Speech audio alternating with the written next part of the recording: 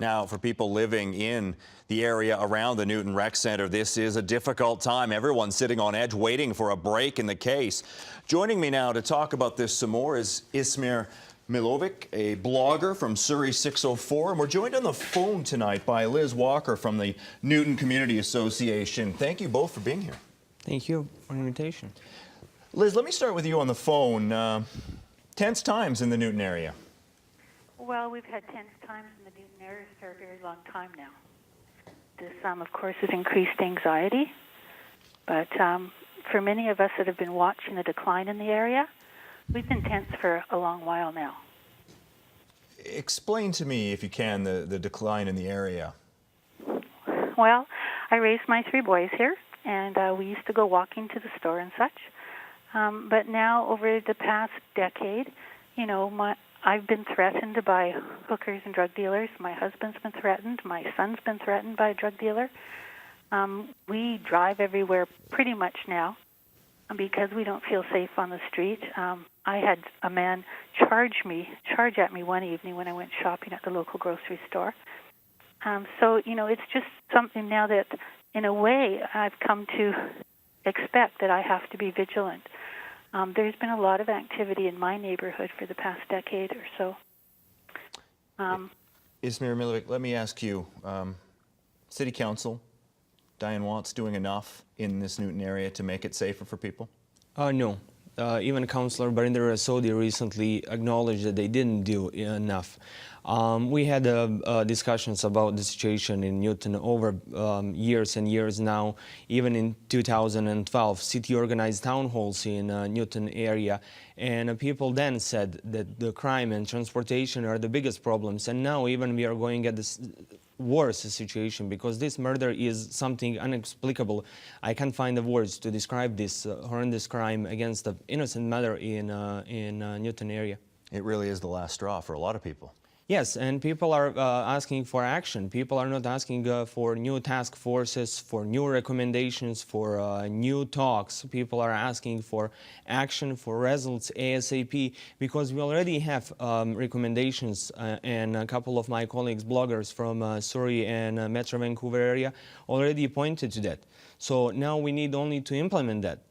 Does it mean that Surrey is not doing enough for all citizens? That's not true. Surrey is doing enough for citizens if we look at the global level, but something is wrong with Newton, so that situation must be changed. If we did a good job in, for example, Wally area or in Fleetwood or in Guildford, why we can't do more in the Newton area?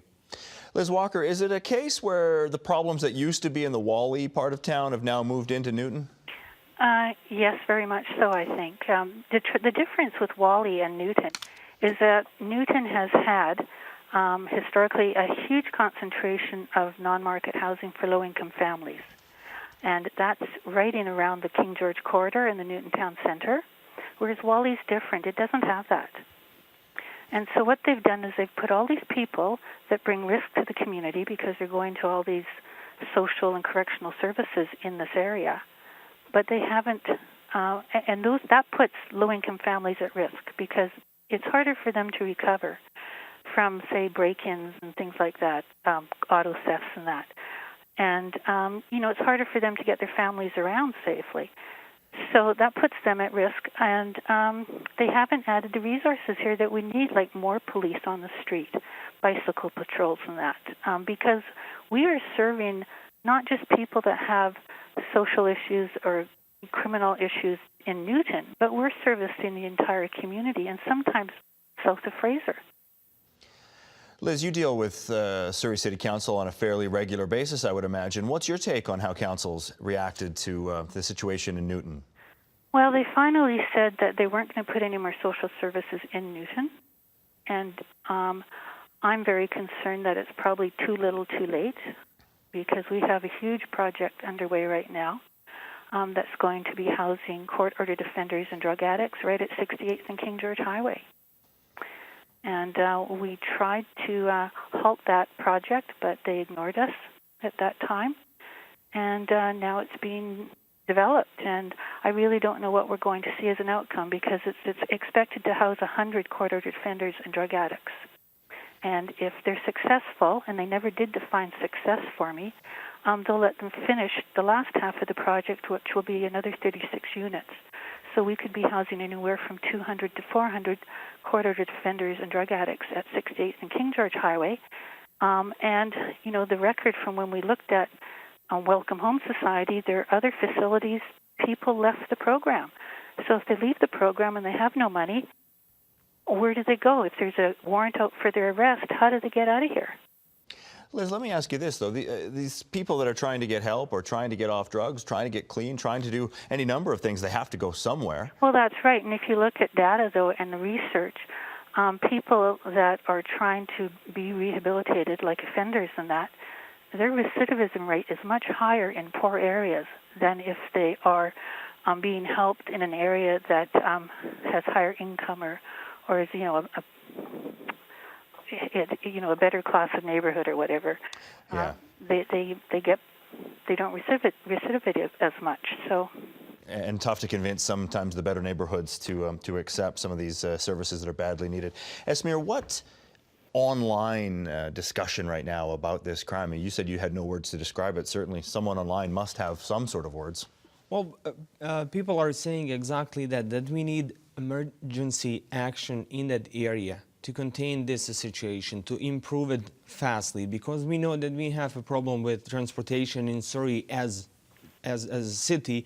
So people are asking city to work more with TransLink to ensure that the Newton Exchange, which is major hub in that area, to be in a better situation, to be improved, to increase security, to put the police forces on foot, on the ground, to be there, to be present, because we are hearing over and over that in parks people are finding needles, drug paraphernalia. They're seeing hookers, that sex trade is very live in the area around youngsters in that area, and we have a lot of youngsters there. So people are asking for that, and people are asking for better amenities in Newton. According to Mayor Diane Watts, the overall crime rate in Surrey is dropping, despite some of these high-profile murders that we've heard of this year.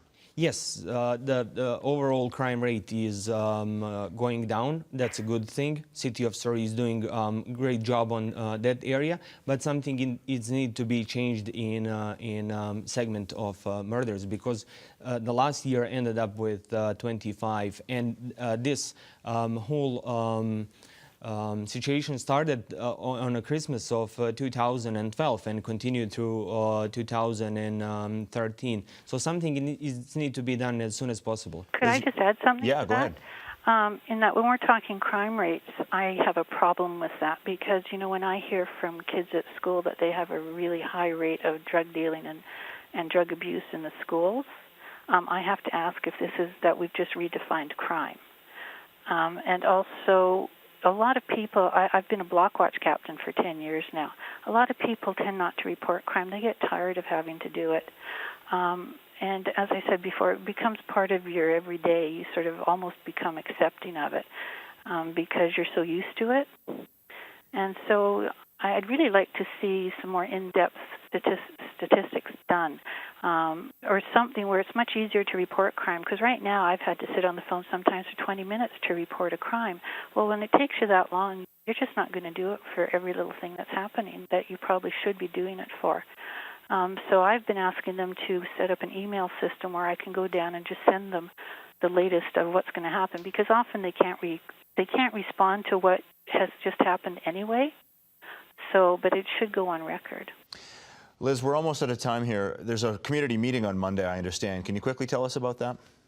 Yeah, the Newton Community Association has just started up this year, and it looks like we will be having a fairly good presence of residents from Newton attending that. It's going to be at the Newton Senior Center at 7 o'clock, and we're hoping to be able to consolidate some plan here of what we need to be seriously looking at as to help residents be safe, not just feel safer, but how are we going to be safe.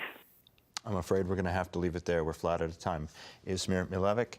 Thank you. Did I get it close? Yes. Close. Thank you very much for your time. Liz Walker from the Newton Community Association. Thank you to you both. Thanks, Aaron. Good night. All right, I want to check in with Lee Checkstad if we can. She's in the newsroom following another story in Surrey, this time a woman who fell to her death from the 26th floor of a high-rise in Whalley. Lee, we're learning a bit more about the victim? Yes, Aaron, we are. Today we learned the identity of the young woman who fell to her death. Her name is Maureen Aroji. She went by the name Maureen Rinnie as well. She was just 19 years old and starting Kwantlen University. Her friends say she was a true gem, but why she fell is still a mystery. The woman's boyfriend, a 23-year-old Surrey man, was arrested at the scene, but police say he has since been released without charges. Investigators are now working to determine what happened in the moments before the woman fell and what instigated the phone call to 911, which officers were responding to when they watched that woman fall. Police will only say their investigation is continuing and they are getting information from the building's other residents. Aaron? All right, Lee Checkstad reporting for us tonight. Thank you. As if there isn't enough going on at the corner of Hastings and Carroll, another divide in the war between poverty protesters and business owners. Here's the deal still ahead. And they make how much? CEOs raking in a staggering amount of cash. Lessons of the financial meltdown seem not to have been learned. We'll have that when we come back.